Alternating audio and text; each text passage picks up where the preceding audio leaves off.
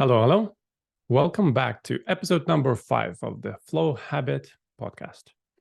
This is Dmitry Senekov. I'm your host, and I am here to help high achievers become powerful creators so that you can shift from the consciousness of having to force things into manifestation, having to work hard for all of your achievements and results, and instead get to the next level of flowing with your life, attracting things with ease, and dropping the responsibility of having to do everything by yourself and simply finding the relief that life is simply working with you and for you. In today's episode, we are going to talk about how to find your mojo as a high performer. This is the near and dear topic for myself because this is what, in a way, I spent the last decade doing. I lost my mojo about in my early 20s because everything that I have been conditioned to go after in school, in university, with first job placement and career, there was a certain clarity of the ladder that I was climbing, and I had clarity and confidence. And then once I reached, we can say not the top of the ladder, but once I reached high enough and I started looking around, I saw perhaps I wasn't going the right way, or at least not the right way for me. So all of the things that used to drive me, that used to motivate me, have lost their interest for me. And I can see how this is happening for more and more people, especially most of the conversations I'm having with people around age 35 to 45, where you can say it's a midlife crisis. Or the way I've come to see it is that it is simply a natural progression of our human being, of our life, especially in our generation, that we actually need to shake up our life every 7 years or so. And why that is because you may have heard before that our physical body, like every cell of our body, almost every cell, gets replaced every 7 years. So, the skin cells, they get replaced every day. And then our nervous system cells and brain cells, they get replaced every 7 years or so. And that's why one thing is it's good that uh, it means we can grow out of wherever situation we're in right now, that even our brain plasticity gets to shift and grow and change. And it should give you hope that everything you're going through right now will shift. It's just a matter of time. It's not even a will. It's a guaranteed certainty because, how they say, the only certainty in life is change. And what that means is the person who you were 7 years ago is completely different human being, is a completely different body today than you were 7 years ago. And of course, it would make complete sense that your interests that you had 7 years ago would be a little different today. And yet, what happens, our minds want to hold on to the comfortable past, to all of the things we have achieved with our previous interests. And when we lose those interests, our minds get confused a little. Kind of what happened? It was so much fun before. And now I'm no longer excited about the things that used to excite me. So this is the episode to help you if you are going through some of those plateaus or even dips in your journey. And to both give you a bit of a more clarity of what is happening, that all that is happening for you is okay. There's a purpose in all this. That fighting this is only going to prolong this period of inactivity, lack of clarity, of lethargy, even the sensation of wanting to be lazy, and how to actually help you find your mojo back. And Mojo in this case is really, I'm talking about the beautiful life force energy that gets you to wake up in the morning with excitement, with aliveness, so that you get to serve the world, doing the stuff that you love, make an impact, have meaning, and get to enjoy a bit more some of this experience that you've come here to go through. So why does it happen that we lose our mojo? Well, especially as we are going through the transition as a human species in general. You may recall that our previous generation, possibly our parents, grandparents, it was okay. It was a set standard that we finish school and then we go to a career and we work at the same workplace for 40 years until we retire. And this is no longer happening this way. And you can, if you are employing some of the new millennials and generation X or Z or whoever the younger guys are coming in, you can see how they don't last long at any particular position because they were not meant to. They were meant to jump around, try on different interests, contribute in different workplaces and in different roles, both to discover themselves, but also to grow as individuals. And when we lose this interest, it is meant to be so.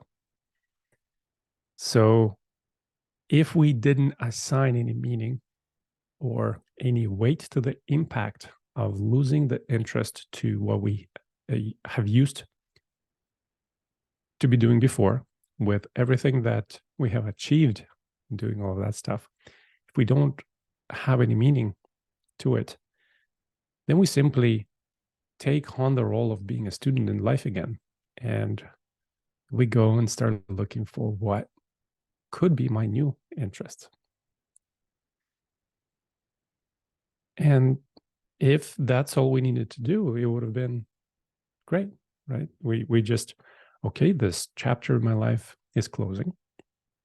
I will need to close down this business. I will need to leave this career. And I don't know what I'm going to do next, but I'm going to explore. Yet what happens sometimes, especially at a point when we have achieved good status, good level of visibility, good level of success, our ego and in a way our thoughts and mind will want to keep that status, that certainty, that level of achievement. We don't want to become students again anymore. And this is what is holding a lot of us back because, you know, how can I, the person with 20-year experience, become a student again? What does that mean about me, right? What does it mean about my sense of well-being, sense of self-worth? Does it mean like everything that I've worked hard for up till now is not worth anything anymore? Right? We go into this psychological overwhelm in a way to try to hold on and stay attached to everything we've accomplished so far. And we don't want to go back to level zero. But this is exactly what I'm both supporting other people, other high-level achievers in doing, and also seeing how life is gently pushing us forward into leaving and dropping all of the things that we have acquired so far, which includes the titles you have acquired, your talents, even the industries that you're in, all of the contacts and businesses. And you are simply losing interest. You could be losing interest. And I'm speaking here to specific people in a situation where you did lose your mojo, you did lose your motivation to life. And now it's hard to get up in the mornings. You know, you need to do a bunch of stuff. You know, you need to answer the emails, make the calls, create projects, work on creative ideas, but none of that is working. Creativity is no longer there. Energy is no longer there. The conversations that used to be fun are no longer fun. And you're thinking, what the heck is happening to me? And you might be looking for maybe medical interventions. Is this just a depression? Is this really the midlife crisis I'm going through? Do I need to buy a new car? But really, what this is doing is realigning and, in a way, removing the previous past motivations that were conditioned for us by somebody else.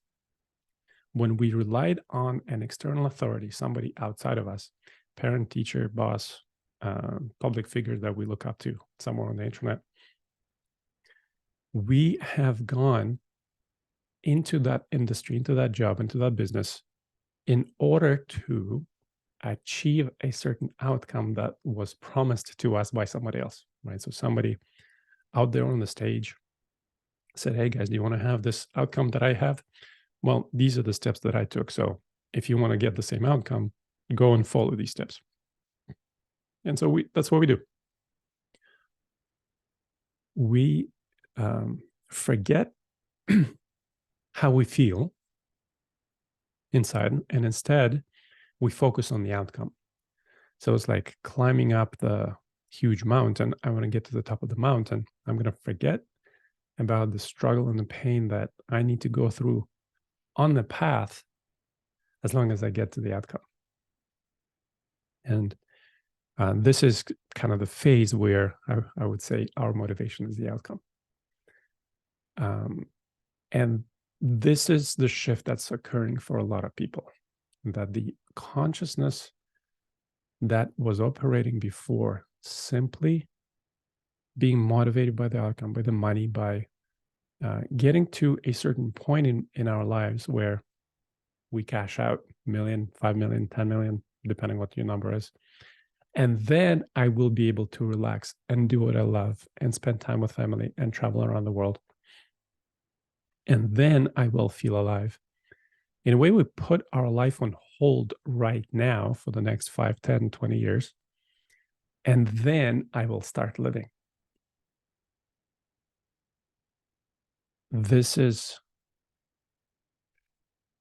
life happening for us right now to understand and realize that we no longer can afford the 3, 5, 10, 20 years of doing stuff we hate, we were never designed to do. It's not our talents, just for some promise of a great outcome, because there are indeed confirmations and people who are selling companies and they're building wonderful startup communities and companies and valuations.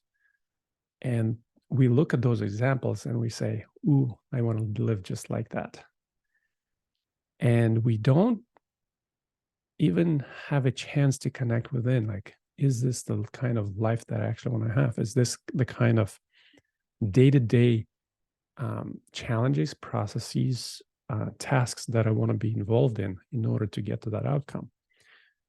When you see a person who is selling their company for, hundreds of millions, you don't recognize that for 20 years they have been not sleeping well. They have had to act out of their nature and go against some of the key relationships, some of the struggles that they needed to go through.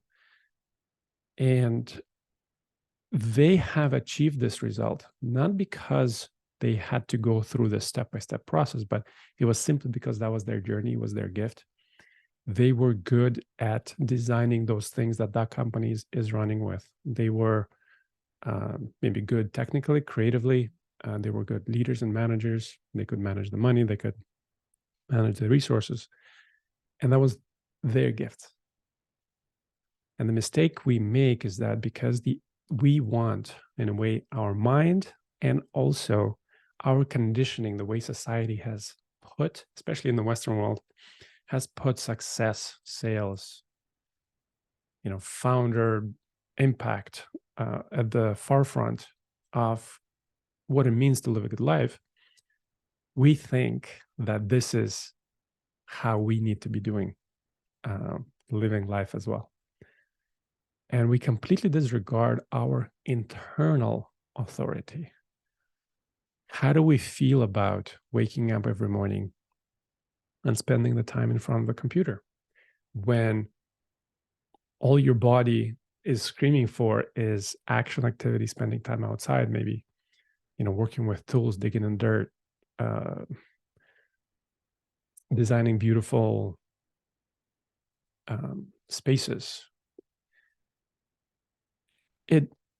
It doesn't matter what career you're in or what your interests are. What your lack of passion and enthusiasm right now is saying is that it is time for a shift, and it is time to start looking within rather than operating from some external authority, somebody else who told you how to do stuff. It is time to check in with, what do you actually get turned on by, in a way? What turns your flame on? And you could consider to find your passion, right? But this is not the conversation I'm talking about. This could be the simple little things that right now, in this very moment, my body is asking for me to just sit and relax and lean back on the couch and not do anything. And our mind, our conditioning, the way we perceive ourselves in the world, all of the shoulds and the rules that we have placed on our life, is going to suppress this body's desire to relax, not do anything in this very moment. Or instead, the body might say, I want to pick up the camera and I just want to go shoot birds in the trees out there outside. And maybe I want to take the microphone and record how these different birds are singing. And maybe I want to connect with other guys who can create an AI and potentially be able to distinguish which bird song is which bird type and whatever else may come from it. This is just an example right now that's coming in, that we are not letting ourselves step into our gifts and genius that would turn us back on, would give us the energy, would give us the mojo that is already always there. It's just we are covering it, actively covering it, whether consciously or subconsciously. We're not letting our desires to come through. We are actively suppressing it. And this is coming from a very innocent place, that this is just the way we have been conditioned, right? As babies, we were born, we had no idea what was going to happen. And we had no conscious control of or awareness of what sort of programs and worldviews we want to accept into our bodies. And so we were programmed to behave to how somebody out there expects us to do. And in a way, our inner critic, our inner boss and work driver, that's like the worst boss ever, has learned that this is probably the safest bet for us to survive, for us to be liked, for us to get love, for us to be not left alone. And this boss, at any chance of spark happening inside, I just want to go down the hill and with the kids in the snow. Our inner boss is like, no, you're not supposed to do that. You're a grown-ass man or woman. You're supposed to work, you're supposed to achieve. And especially that if you're not seeing the results. And it's so funny to speak with people at all kinds of different levels of income. Somebody who is just trying to make their first $1,000 a month, they feel like they're not enough. And I'm speaking with people who are making $1 million. And for them, they have now bigger goals. They want to buy that new warehouse for their business. They want to invest into this new team that they think might take their business to the next level. They want to outsource the stuff that they no longer like doing to somebody else, but that involves training and teaching and kind of all kinds of new, both energy, time, and money investments. And even $1 million, $10 million is no longer enough. And it's the same mental pressure that we feel that I can't afford to do what I enjoy because there's these things that are holding me back. And I smile with kindness and compassion. I get it. I've been there. Many people who have already been in my space for quite some time, already beginning to even hear themselves say, their mind says like, okay, I get it. I get that I'm supposed to flow with life. I get that I can do what I love. And that is actually the fastest path to my success, to seeing the, in a way, manifestation of results in the real world. But they can also hear all of these buts that their mind comes up with, the reasons why they can't do what they love. Because how can I stop reaching out to new potential prospects when I need my bills paid for the next month? Where else am I going to get clients if I stop doing the stuff that has been working for me before? But I no longer enjoy it. And so I can't. And so I have to keep on doing stuff that worked in the past that I no longer enjoy, simply because right now, at my level of consciousness, at my level of learning and understanding life, my mind doesn't see how else I can bring in the results that I want, or that I have already been bringing, or that others have told me is the way to get those results. And we are afraid. This fear makes complete total sense, that not knowing how to do it instead, we're continuing to do it in a way that saps our energy. And especially in a human design, if you're a generator, and I'm talking to everybody really, but especially generators, we have inherent source of energy that is available each and every day and each and every morning. And even for me, as I was going through my own discovery journey of how do I get my energy level back and get my motivation back, it was really the discovery of, where am I leaking this energy to right now? And you wouldn't even imagine how much energy we're leaking to stuff we don't enjoy doing. We know we hate doing, but our mind says we should. Or if it's not doing it, if you are a thinking type and a heady type like me, or like how I was in a way, like I might stay forever, is just, if you love to overthink stuff, I found myself that my thinking is actually my gift in the moment. But before, I was spending so much time in my head, so much overthinking, so much trying to control, thinking through all kinds of outcomes. If I'm just going to write an email, I need to think through all kinds of scenarios. If I'm going to have a conversation, and then I end up not sending the email, not making the call, not having the conversation, you know how much energy that takes? I think there's some studies that the brain takes about 70% of the energy that we generate from our food. I don't know the exact percentage, but I know for sure that people who have been injured, there have been studies, and I can look up some links later on, where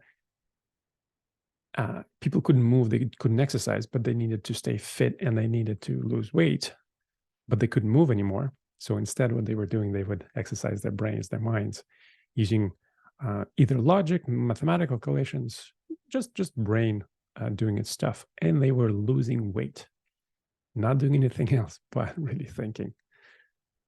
So this just goes to how much energy goes into trying to come up with answers, solutions, ways to go forward. We're trying to find this access to new creativity and innovation, to new ideas, by forcing and efforting the mind to come up with them.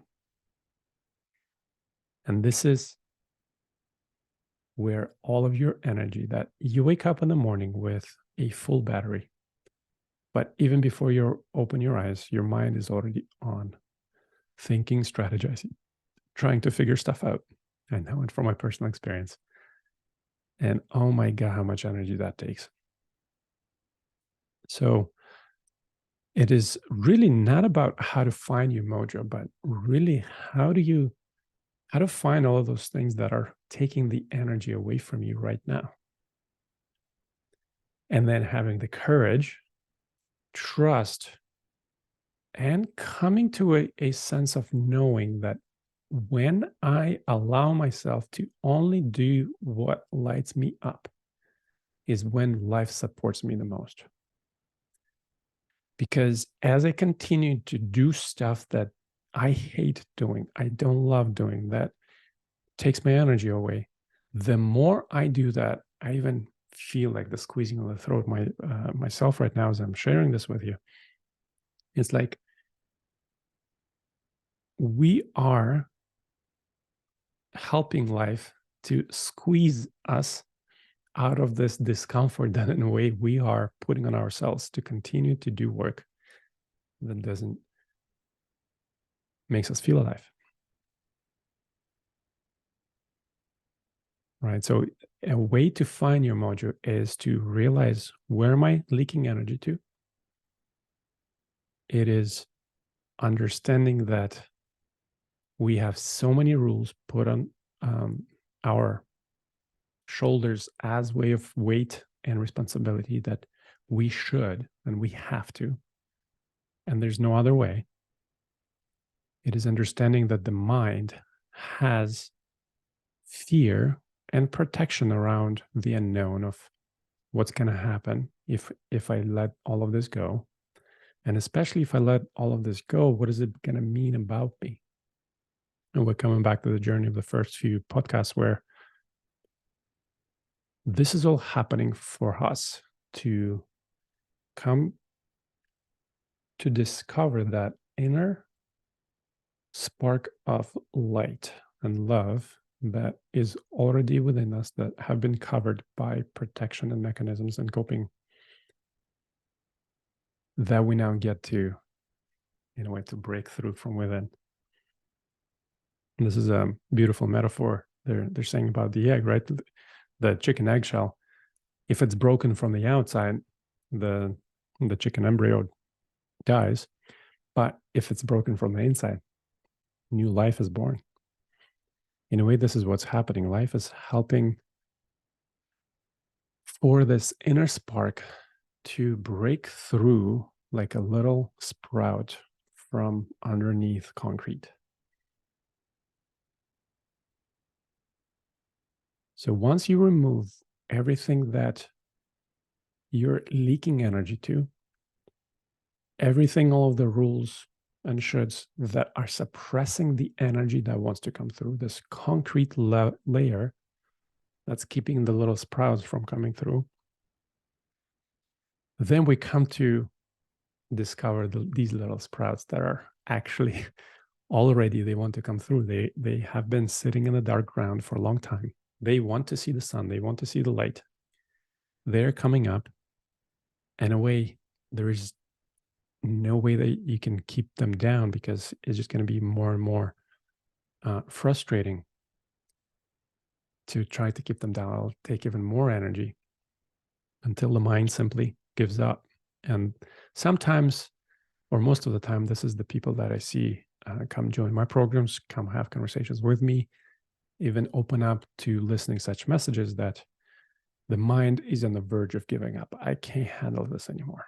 I need to find a different way. The stuff that has been working before is not working any longer. I have no idea how to make it happen in the future. I need new ways of being, functioning, doing, thinking, all of these new ways. And you're in the perfect place for that.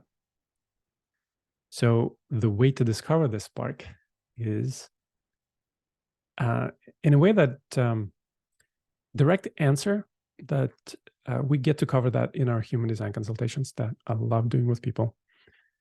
It is your passport, in a way, the body that you have and some of the purpose and mission that you have come in with, to be able to discover what is actually lighting you up or should be lighting you up, which we have never been taught.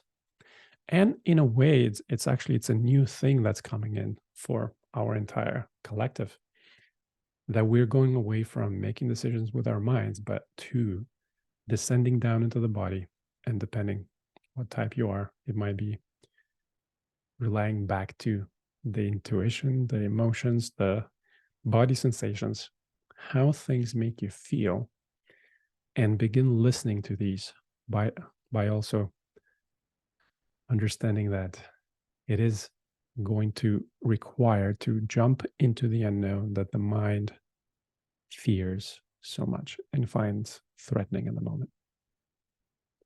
So in a way, the way to find your mojo back is to build the strength, build the courage to know that the unknown is actually supportive, that it is good stuff is happening in the future, in the unknown, and that being curious, trusting, and have this sense of wonder and mystery about what's going to come when you begin to follow your desires,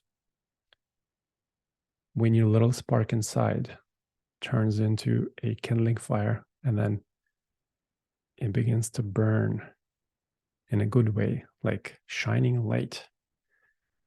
Like you will see it in your eyes when you're allowing that energy to come through again. People feel it. You have probably experienced the conversations you have with people, the emails you send. It is all encoded with energy and frequency of how you feel that day. If you feel low or uncomfortable, it will come through the text you write, the words you use. Even if you use the same words, people somehow will feel it unconsciously. And so this is how we get to help you to get your mojo back. It is really knowing and understanding that my financial situation, my level of comfort in life, my support that I see from people, that is simply a reflection of how I view myself in the world. And in a way, it's a reflection of the light that is burning within you that you're simply seeing back in the mirror.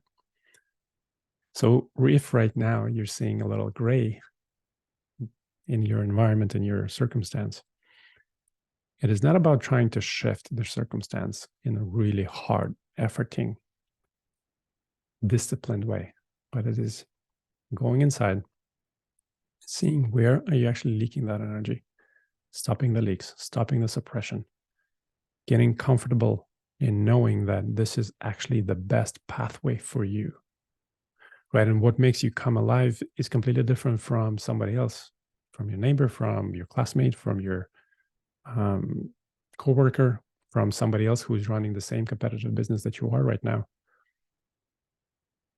They are designed differently. Their role is, their purpose is completely different from your role and purpose.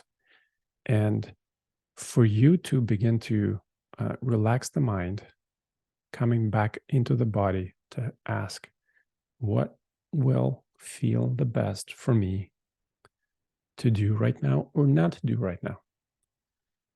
This is the huge thing, the conversations we're having in our Flow Habit Academy with high achievers. Having the discomfort of having to wait for life to bring stuff to me because I got told I need to make life happen. I need to force things into creation. And it is very uncomfortable for the mind to do that. And also, it is not just a surrendered, submissive waiting. Instead, while you're waiting for life to organize, beautiful opportunities, conversations, and projects and ideas into your conscious awareness, It is helping you train the muscle of doing what would light you up in the moment with the resources and circumstance that you have right now. This is simply a training ground, because if you can't handle to do what you love right now when you don't have too much responsibility, or when you don't have um, a whole train behind you that is moving, it is much easier to start to learn and then grow this muscle to be able to do what it is that would make me feel good. Because when you do what makes you feel good is when the entire collective wins as well. Because I love this quote: there's nothing more this world needs than more people who have come alive. When you are doing the thing that makes you feel alive, is the exact thing you're supposed to be doing here. This is when you'll have the most impact to your clients, to your coworkers, to your projects, ideas, to life. And life wants you to feel alive. Life wants you to do the stuff that you love. And if right now you don't know what you love, another conversation I have with people as well is because we're trying to understand it, to figure it out with our minds. And I think I mentioned in one of the previous podcasts that try to understand how the fruit orange tastes, or how the pineapple tastes. You can't figure out with your mind. You have to go out and try it and sample it. And so if you don't know what makes you come alive right now, it is simply the phase for you to start to drop into your body, into your intuitive senses, into your experiential senses, to learn to trust with curiosity of new experiences that they are going to lead you, yes, through an unknown path, but to something wonderful that is waiting for you. You're not here to achieve life according to a set structure of checklists and plans, but you're here to create your life as you go. And this creation happens when you follow the stuff that lights you up. So I'm hoping this is giving you some clarity of where your Mojo actually went, why this is happening, that there is a little spark of opportunity for you to dive deeper into this moment of why your motivation and your sense of drive die down at the moment. It could also be that simply you just need some rest and you're a little burnt out, and that happens too. And it's good to realize too that maybe if I just take a break for a week or two, which your mind also needs to allow you to do, which you won't, because it thinks right now that when you rest, then you're not worthy. But when you rest a little, new stuff will come. New sprouts will come about. New sparks will light up. So I'm curious what comes up for you. I'm curious about your current circumstance and situation you're dealing with life. I'm curious some of the challenging struggles that feel like a dead end right now. That let me know. Reach out on Instagram. Comment on the platform that you're listening this on. And when you're ready to get a little more support with this, feel free to join some of our programs. I look forward to supporting you on this journey, helping you feel more certain that you can be supported doing what you love in a very grounded way. It is making money doing what you love, but it's so much more. Support and abundance, so much more than money. And that the past is just the way we have been conditioned. And you're here creating this new life for yourself and others, reprogramming, recreating, stepping into this higher level of consciousness, becoming powerful creator that you are, so that we get to experience, in a way, this beautiful existence on the planet that they're even saying we're creating heaven and earth. It's right here. when we go through a bit of the sludge and the dark forest and the mud, and clean ourselves off from all of that. Have an amazing day. We'll talk soon.